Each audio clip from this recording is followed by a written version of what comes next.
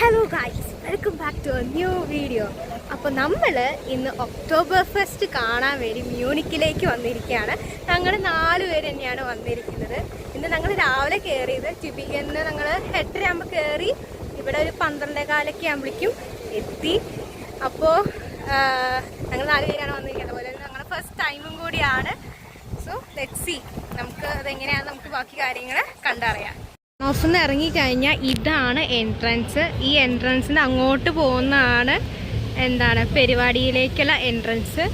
ഇവിടെയാണ് നമ്മൾ പോണ പള്ളി. നമ്മൾ വാൻ ഓഫിൻ്റെ അടുത്തൊരു പള്ളി കണ്ടു. ഇതാണ് ആ പള്ളി. ഇനി നമുക്ക് അകത്ത് കയറി ബാക്കി കാര്യങ്ങൾ നമുക്ക് കാണാം. ജർമ്മനിയിൽ ഓൾമോസ്റ്റ് മിക്ക പള്ളികളിലും ഇൻറ്റീരിയൽ സെയിം ആണ്. അപ്പോൾ നമ്മളിത് കയറി കണ്ടപ്പോഴാണ് അറിഞ്ഞത് പള്ളീൻ്റെ മുകളിലേക്ക് പോവുകയാണെങ്കിൽ ഒക്ടോബർ ഫെസ്റ്റിൻ്റെ ഫുൾ വ്യൂവും ഓൾമോസ്റ്റ് മുകളിൽ നിന്നുള്ള നല്ല വ്യൂ കിട്ടുമെന്ന് പറഞ്ഞു. അവിടെ നമ്മൾ കയറി കാണാൻ ഡിസൈഡ് ചെയ്തു. 2 യൂറോയാണ്, സ്റ്റുഡൻസ് ആയതുകൊണ്ടാണ് 2 യൂറോ. അതേപോലെ തന്നെ 282 സ്റ്റെപ്പാണുള്ളത്. അപ്പോൾ നമുക്കത് കയറി കണ്ടു കഴിഞ്ഞാൽ മൊത്തം വ്യൂ കാണാൻ പറ്റില്ല. അപ്പോൾ അതുകൊണ്ട് നമ്മളത് കയറാൻ ഡിസൈഡ് ചെയ്തു. അങ്ങനെ നമ്മൾ ഈ പള്ളിയുടെ മുകളിലേക്ക് കാണാൻ വേണ്ടി പോവാണ്. 252 സ്റ്റെപ്പ് ഉണ്ട്. ഇങ്ങനത്തെ സ്റ്റെപ്പുകളാണ് വരുന്നത്. ഒരാൾ വരുമ്പോൾ വരുന്നതും ഇതിലായതുകൊണ്ട് ഇത്തിരി വിഷയമാണ്. അങ്ങനെ നമ്മൾ 282 സ്റ്റെപ്പ് കയറിയിട്ട് മുകളിലത്തുള്ള വ്യൂ ആണ്. മൊത്തം മ്യൂണിക്ക് മൊത്തം കാണാം. ഇവിടെയാണ് നമ്മുടെ ഒക്ടോബർ ഫെസ്റ്റ് നടക്കുന്നത്. കണ്ടാൽ എല്ലാം കാണാം. ഇങ്ങനെയാണ് ഇറങ്ങേണ്ടത്. മൊത്തം ചുറ്റുകറക്കലാണ്. വരുന്നവരും പോകുന്നവരൊക്കെ ഈ ഒറ്റ വഴിയുള്ളൂ, വേറെ വഴികളോ കാര്യങ്ങളോ ഒന്നുമില്ല. അതാണ് ഇതിലെ വിഷയം. ഒരു സെറ്റ് ഇവിടെ നിന്നാണ് നമ്മൾ മുകളിലേക്ക് കയറി പോണത്. ഇത് കുറച്ചെത്തുമ്പോൾ നമുക്ക് ഇങ്ങനത്തെ ഒരു വ്യൂ കിട്ടാൻ വേണ്ടിയിട്ടാണ് ഇതിപ്പോൾ. ഇനി വീണ്ടും നമ്മൾ താഴേക്ക് ഇറങ്ങണം. അന്ന് കാല് തെറ്റി വീണ തീർന്ന് കത്തിക്കല്. എത്ര എണ്ണം കയറി എന്നൊക്കെ അറിയാൻ വേണ്ടിയിട്ട് ഓരോ സൈഡിൽ ഇങ്ങനെ നമ്പർ എഴുതിയിട്ടുണ്ട്. അങ്ങനെയാണ് കാര്യങ്ങൾ. ഇനി ഉണ്ട് കേട്ടോ നമുക്ക് പോവാൻ. കുറച്ചായിട്ടുള്ളൂ, ഇനി ഉണ്ട്. അങ്ങനെ പള്ളിയൊക്കെ കണ്ടതിന് ശേഷം നമ്മൾ ഫെസ്റ്റിൻ്റെ മെയിൻ എൻട്രൻസിലേക്ക് പോകുമ്പോഴാണ് ഇത് കാണുന്നത്. അപ്പോൾ ഇത് കൊണ്ടുവന്നത് മൊത്തം ബിയറാണ്. അപ്പോൾ ഫെസ്റ്റിൻ്റെ ഉള്ളിൽ ബിയറിൻ്റെ ടെൻറ്റുകളുണ്ട്. അപ്പോൾ അവിടേക്ക് വേണ്ടിയിട്ടാണ് ഈ ബിയറുകൾ മൊത്തം കൊണ്ടുപോകുന്നത്. അങ്ങനെ നമ്മൾ എൻട്രൻസ് കയറി ഗൈസ്. ഇതാണ് ഒക്ടോബർ ഫെസ്റ്റ്. ഇവിടെയാണ് നടക്കണത്.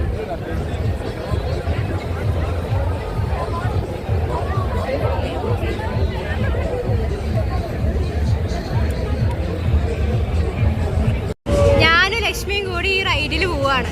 ഇതിലാണ് കയറാൻ പോണത്. അടിപൊളി റൈഡാണ്, പേടിക്കാനൊന്നുമില്ല. സിമ്പിൾ പരിപാടി. ഇതൊക്കെ നമുക്ക് എന്ത്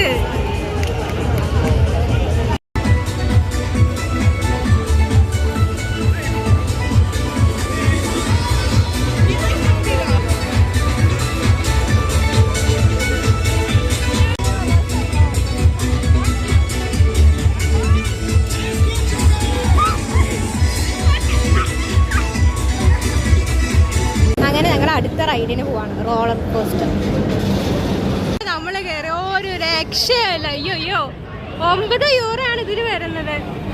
കയറുന്നത് മാത്രം ഓർമ്മയുള്ളൂ, വേറെ ഒന്നും ഓർമ്മയില്ല. കുറെ കാറി, എല്ലാരും കാറി. അമ്മാതിരി റൈഡ് കാണാൻ മാത്രം നല്ല എക്സ്പീരിയൻസ് ആ റോളർ കോസ്റ്റർ. നമ്മൾ റോളർ കോസ്റ്റർ കയറി. അതേപോലെ കുറെ റൈഡുകളുണ്ട്. നമുക്ക് ഓൾമോസ്റ്റ് എല്ലാം ഒന്നും കയറാൻ പറ്റില്ല, എന്നാലും പറ്റാവുന്നെല്ലാം കയറും. അതേപോലെ തന്നെ കുറെ ഫുഡ് ഐറ്റംസ് നമുക്ക് ട്രൈ ചെയ്യണം. അങ്ങനെ എല്ലാ കാര്യങ്ങളും. ഇനി കയറാനുള്ള ഹോണ്ടഡ് ആയിട്ടുള്ള ഒരു റൈഡില്ലേ, അതിൽ കയറണം. അപ്പോൾ ഇന്ന് നല്ല തിരക്കുണ്ട്. കാരണം 5-ാം തീയതി വരെ ഫെസ്റ്റ് ഉള്ളൂ. അതുകൊണ്ട് ഇത് ഭയങ്കര തകൃതിയായിട്ടാണ് ആഘോഷിച്ചുകൊണ്ടിരിക്കുന്നത്. അതേപോലെ തന്നെ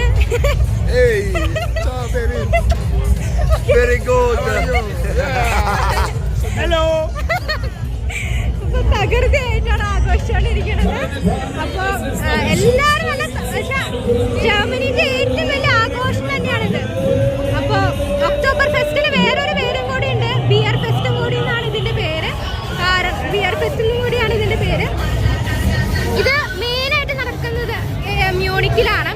ഇത് ആഘോഷിക്കാൻ കാരണം എന്ന് വെച്ച് കഴിഞ്ഞാൽ പണ്ട് 1810 ഇതിന്റെ ഹിസ്റ്ററി വരുന്നത്. 1810 പ്രിൻസ് ലൂഡ്വിക്കും അതേപോലെ തന്നെ തെരേസ എന്ന് പറഞ്ഞ ഒരു രാജകുമാരിയായിട്ട് കല്യാണം നടത്തി.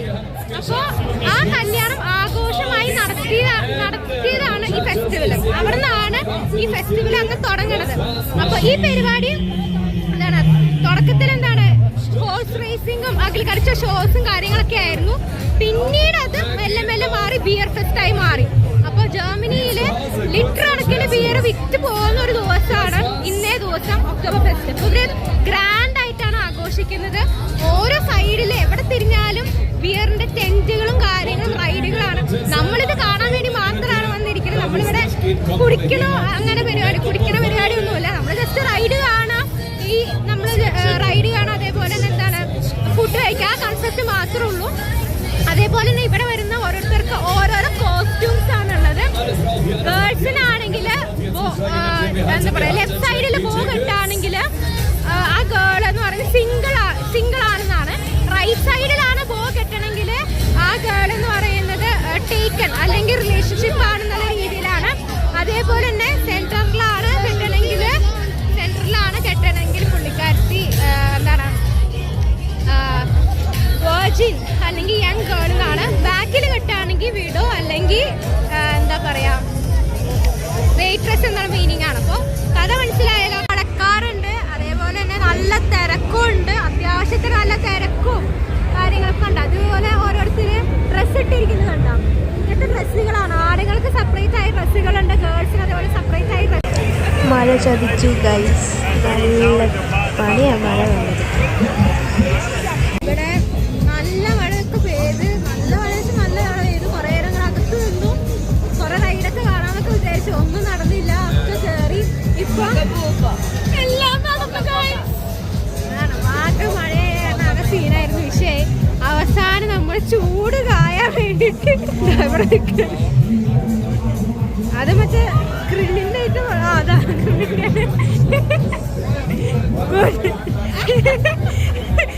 ഗ്രില്ലിന്റെ അവിടെ നമ്മൾ ചൂട് കൊള്ളാൻ വേണ്ടി നിൽക്കുകയാണ്. നമ്മൾ നല്ല ചൂടുണ്ട്. സാലമനാണ് ഗ്രില്ല് ചെയ്യാണ്. സാലമനാണ്. വീണ്ടും റൈഡുകളും കാര്യങ്ങളൊക്കെ പഴയതുപോലെ വീണ്ടും സ്റ്റാർട്ടാക്കി. ചില റൈഡുകളൊക്കെ സ്റ്റാർട്ടാക്കിയിട്ടുണ്ട്. മഴ ഏകദേശം കുറഞ്ഞു തുടങ്ങിയിട്ടുണ്ട്. അപ്പോൾ വീണ്ടും സ്റ്റാർട്ടാക്കിയിട്ടുണ്ട്. ഒരു ബിയറിന്റെ ടെന്റ്, അങ്ങനെ കുറേ ബിയറിന്റെ ടെന്റും റൈഡുകളും കാര്യങ്ങളൊക്കെയാണ് ഇതൊക്കെയാണ്. ചുറ്റിൽ തിരിഞ്ഞാലും ബിയർ ടെന്റും കാര്യങ്ങളൊക്കെ ഇവിടെ ഉണ്ട്. ഇപ്പോഴാട്ടെ രസം, രാവിലെക്കാട്ട് രസം നൈറ്റ് ആകുമ്പോഴാണ്. നമ്മൾ വന്നിട്ട് കുറേ നേരമായി. ഇപ്പോഴാണ് ഓരോന്ന് കണ്ടു തീർക്കുന്നതും കാര്യങ്ങളും. ഓരോ റൈഡിൽ കയറാം. അതിൻ്റെ ഇടയിൽ മഴ പെയ്തു, അങ്ങനത്തെ കുറേ പ്രശ്നങ്ങളൊക്കെ ഉണ്ടായി. ഇനി അടുത്തതെന്ന് പറയുന്നത് നമ്മൾ ഈ ഗോസ്റ്റ് ഹൗസിലാണ് കയറാൻ പോണത്. നമ്മുടെ ഷെർക്കാട് പോലെ തന്നെ ഇവിടെയും ഓരോ റൈഡിനെന്ന് പറയുന്നത് 9, 10, 11 ആ റേഞ്ചൊക്കെയാണ് വരണത്. ഈ അടുത്ത റൈഡാണ് നമ്മുടെ ഈ ഗോസ്റ്റ് ഹൗസ്. എന്താണെന്നൊന്നും അറിയില്ല, നോക്കാം. ആ ഹോണ്ടൽ കയറാന്ന് വിചാരിച്ചു, പക്ഷെ നമ്മൾ അതിനെക്കാട്ട് വലിയ ഹോണ്ടലിൽ കയറി. പക്ഷെ സംഭവം എന്താണെന്ന് വെച്ച് കഴിഞ്ഞാൽ 12 യൂറോയാണ്. അതിനുള്ള ഭാഗത്തൊന്നും ഇല്ല കേട്ടോ. ഇത് പേടിപ്പിക്കണമെന്ന് പറഞ്ഞിട്ട് ഒരു പേടിപ്പിക്കലും ഇല്ല. ചുമ്മാ ലൈറ്റും കാര്യങ്ങളും മഷ്റൂം ആ സംഭവങ്ങൾ മാത്രമേ ഉള്ളൂ, അല്ലാതെ ഒന്നുമില്ല. ഇത് നമ്മൾ മറ്റേ ഹോണ്ട് ഹൗസിൽ കയറിയിട്ടുള്ളതാട്ടോ. അത്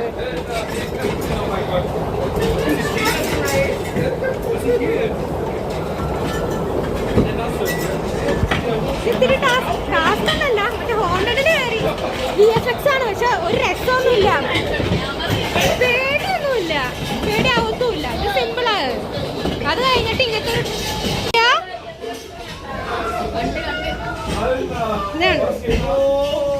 കാണാൻ മാത്രം. ഞാൻ ആദ്യം വിചാരിച്ച VFX മാത്രമാണെന്ന് പറഞ്ഞു. തോന്നില്ല, VFX മാത്രമല്ല, അതിനുള്ളിൽ ഇങ്ങനത്തെ ലൈറ്റും കാര്യങ്ങളൊക്കെ ഉണ്ട്.